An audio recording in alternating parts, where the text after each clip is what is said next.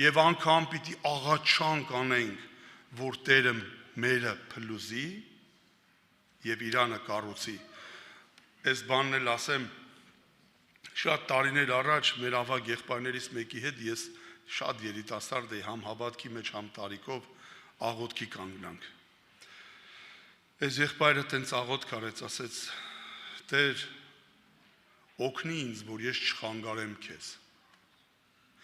Ազատի ինձանից ինձ։ Ասի Աստված ջան, այս աղբերը որ սենց աղոթք անում։ Բա մենք ինչ պիտի անենք։ Մի տեսակ ծանր այս բանը իմ մեջ ծանր թվաց, ոնց թե ազատի ինձանից ինձ։ Գիտեք, անցան տարիներ, երբ որ հավատքի կյանքի մեջ մտա պատերազմի մեջ, հասկացա, որ այդ եղբայրը այդ ճանապարհ արդեն անցել էր։ Եվ նա հասկացել էր, որ Աստծո գործի ամենաառաջի խանգարողը դա ես եմ։ Այն եղբայրս, որ բարձրանում է իմ վրա, ես պիտի ուրախանամ։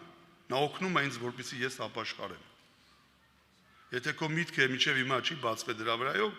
աղոթի Աստված կհասկացնի, որ բարի է դա։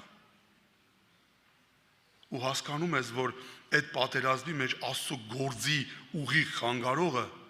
դու ես, ուրիշ ոչ մեկ։ Բանից պարզվեց, որ ամենաանհնազանդ մարդն էլ ես եմ, հպարտ։ Ուզում եմ, որ ամեն անգամ իմս անցնի, ուզում եմ, որ ամեն անգամ, չգիտեմ, մանգաս մեկի հետ որ բան եմ խոսում, իմս չի անցնում, նեղվում եմ, ներսս բորբոքվում է։